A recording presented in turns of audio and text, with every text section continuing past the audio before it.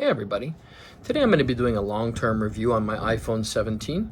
I picked this one up in black, as you can't get a black phone in the Pro models this year, and so I decided to go a little different direction than I usually do. Usually I like whiter colored devices, but in this particular instance I chose black. Because if you want to get a black phone this year, you just can't get it with the Pro. You have to either pick from this one or the Air model. Now the Air model is very nice and it comes in titanium. This one has an aluminum band around the outer edge.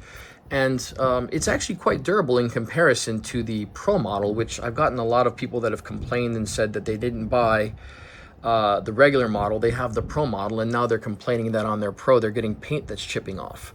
That's part of the reason I actually chose this one, is I've heard absolutely zero complaints on this device having any paint issues or denting irregularly, which you hear all the time with people that have gotten the Pro model. The Pro, especially in orange, I've heard some people say that it's discoloring and turning pink. That might be a problem for some people, as they might not be wanting a pink phone.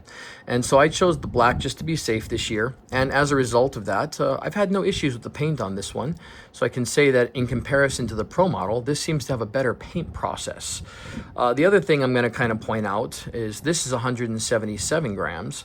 And, you know, the other phones, like for example, the Pro model, even the smaller Pro model, weighs about a full 25 grams more than what this phone weighs. So this is a lot more comfortable in the hand for daily use. And I already have a Pro Max phone from a previous generation. I have a 15 Pro Max, which is my daily use device. And I don't need an extra gigantic phone in my back pocket, so I went this direction, and so far I've been pretty happy with it. There are a few complaints that I've noticed with the device that I kind of wanted to point out, which are kind of a little surprising considering it's an Apple device, but I figured somebody should tell you about that before you buy it and go, oh, I didn't know about that, that's problematic. So that's why I'm making this long-term review. Now overall, the device itself is good. I like it, it's been very comfortable to use in the hand, but the first thing I kind of wanted to point out that I'm not fond of overall, and I know a lot of people might say, well, that's been happening for the last couple of years. This little button right here, the camera control button. Now this button here, I've had problems with since I purchased it, as that I've had the phone in my hand, and then right here as I go and just holding the device normally, I've had several times where all of a sudden, it's not doing it now. Oh, there it goes, yeah. It opened up there, but I've had several times where I'm holding the device just regularly and the phone just opens up. And I'm not even aware that it's open. And as a result of that, just from regular holding in your hand, sometimes depending on how you're holding it, this will just shoot open and start taking pictures. I've had several times where I wasn't even aware it was open, and it's opened and started to shoot pictures, and then after that I'm kind of like, oh my gosh, that's annoying. And I've actually done it a lot more often than what I would consider to be acceptable.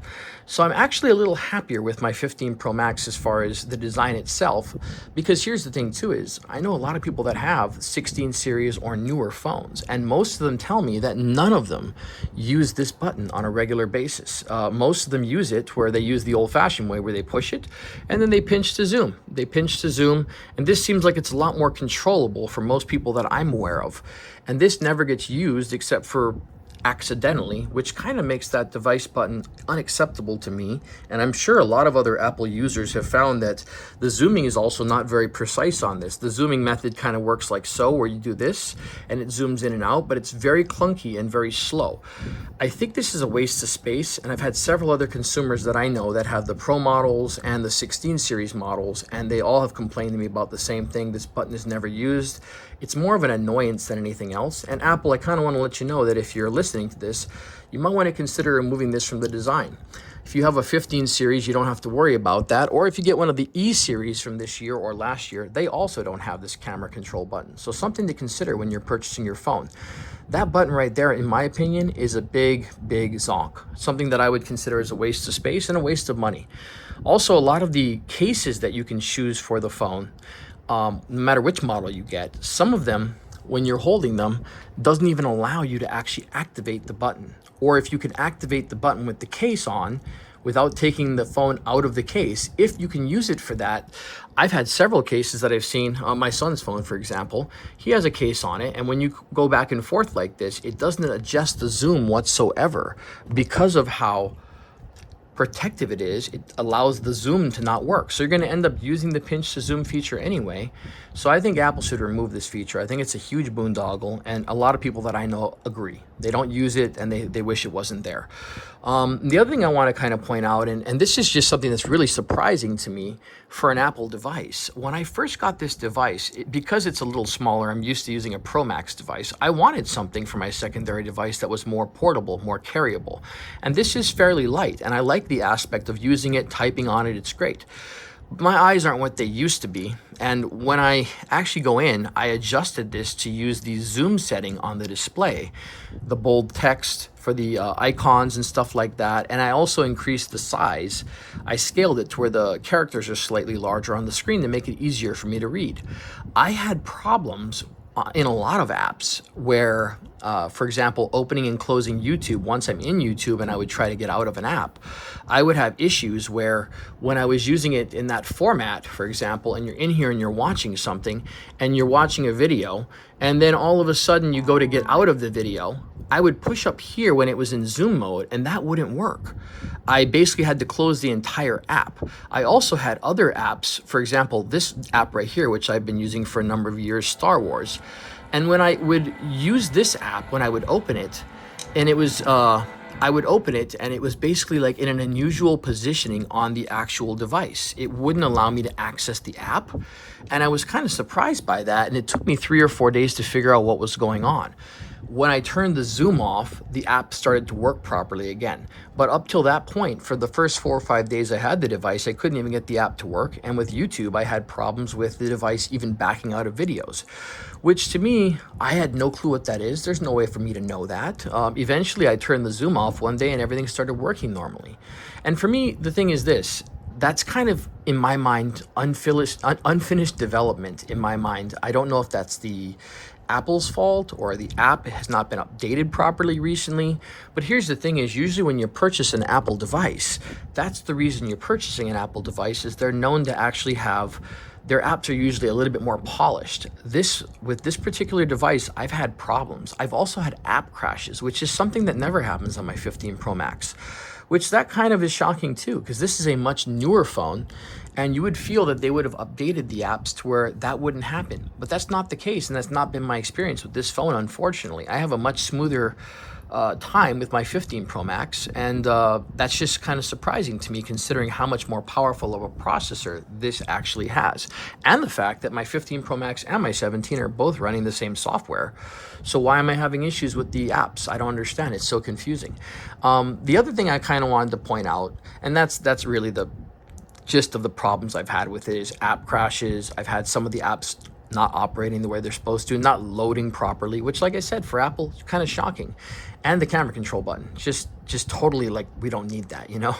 But here's the thing is, there are some positives on this. A lot of people, you know, have spent a lot more on the Pro device, and this year I don't really feel that they need to, because this right here has the 120 hertz refresh rate, so it's extremely smooth scrolling, and that's something you've never had before with the actual base phone. But this right here actually does move along much quicker, and this is the first year that you've probably been able to get a device that actually doesn't have the Pro features or the Pro extra expense, and you're getting a ProMotion display. And that ProMotion display is really, really useful. There are some people that say you don't notice the difference between ProMotion and between regular. That is just not true at all. You can tell the difference, and this year you can save yourself the $300 and go with the regular 17 if you want the ProMotion display. I'm assuming that the problems I had software-wise are probably also going to happen on the Pro and the Pro Max model. I don't feel that's going to be an issue that you're not going to notice if you have those, because the Pro is using the exact same screen this is using. This also has the always-on display this year, which, like I said in the past, that was never available on the regular base model, but this year it is. That's kind of a positive right there. The only real difference you're getting on this device versus the Pro one predominantly is the fact that the Pro has 12 gigs of RAM, and it also has extra telephoto camera. Now, there are some other differences like the vapor cooling system, and I'll be honest with you, on this phone, I have not had any heat problems. The phone actually, even though there's no vapor chamber cooling system in it, this phone is actually cooler than my 15 Pro Max. So as far as heat management, I don't necessarily know if the phones need the heat management on this particular chip. Now my 15 Pro Max, I'll be honest with you, under using YouTube for 10 minutes in the sunlight, you're gonna have the phone heat up. I don't have that issue with this. Another thing that I'm going to point out, which is kind of a positive here, I was in the sunlight the other week and I was doing things on both of my devices, and I had both of these open. And I had one phone in one hand and this phone in the other hand, and this had a substantially better screen than my 15 Pro Max. And what I mean by better is it was a lot more legible in direct sunlight. This right here has a searingly bright screen that, I mean, you can even see it on camera. It is just bright. And that is substantially better than the 15 Pro Max series that I have, which is a Pro phone, but this screen is substantially better. I've also noticed, and even though this doesn't have the, I believe it's called the 19 Pro chip, this has the regular A19 chip, it's still substantially faster than the 16 Pro Max, the 15 Pro Max, and any of the previous devices other than the Pro devices this year. This phone is much quicker. So just because they say the processor is not as good, I haven't noticed any problems with it as far as speed. Speed in opening apps and the speed of its responsiveness, this phone is actually substantially quicker than my 15 Pro Max, and my friend has a 16 Pro Max, and the regular 17 moves along at an eerily fast clip when you go moving through the OS. I have noticed crashes, unfortunately, which is unusual. I don't notice that with my older device, which is strange. Just wanted to kind of point that out for you guys. But overall, over the last few months of using this device, overall, I like the device quite a bit. And if you're looking to get a 17 series that's not going to be outdated in a few months, and what do I mean by that? They're going to be announcing new Pro phones in a few months. I believe it's in September. So the 17 Pro will be getting discontinued, and they're going to be bringing in the 18 Pro, and they're going to be bringing in the 18 Ultra, or I don't know if it's just going to be called the Ultra, which is the new folding phone. But this phone is going to be sticking around. They're not going to be refreshing the regular 17 this year. So if you need an entry-level phone, so if you purchase this phone, even later into the life cycle, it's still going to look like the newest phone for quite a while, because they're not going to be refreshing the mainline series to the 18 until 2027. From what I understand, we're talking February or March of 2027 before the regular 18 will be coming out. So if you get this phone now, it's not going to be updated for several months. So you're still going to have the newest mainline iPhone for several months. Versus if you buy a Pro phone this late into the cycle, in about 4 months, there's going to be a brand new Pro iPhone coming out and an Ultra phone.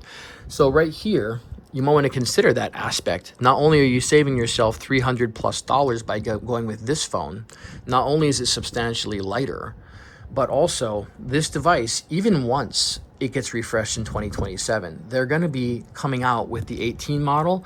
They're going to just discount this down $100 and continue to sell this. And when the 19 model comes out, they're going to discount it down again another $100, and they're still going to be continuing to sell this.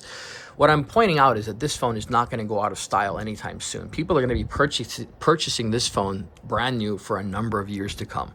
So it won't look like it's a phone that's really old or out of date, because that design is sticking around for a while, guys. And just something to consider when you're in the market to purchase.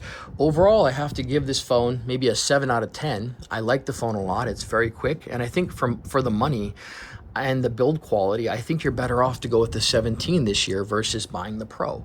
But I will say this, there is some things that concern me. The camera control button is one of them, but I just think there's no way around that. If you're buying a modern iPhone this year and you don't want camera control, you got to buy the E model. And if you want high refresh rate, you're going to have to get a phone that has camera control button, even though I think it's a waste of space. Unfortunately, it's just the way things are. The other thing too is, like I said, I'm not sure if it's an app or operating system or if it's the phone itself, but I would assume it's somehow programming. But iOS is having issues right now. I've had forced closes, I've had apps crashing on me, and I've had apps that aren't adapting to the ecosystem properly. So just something to think about when you are in the market. Great phone, great value. Does have a few rough edges. You might want to consider that when you get the phone. But with most phones, they usually have that. It's just not something that you usually see with iPhones. But that's my review, guys. Have a wonderful day now. Bye-bye.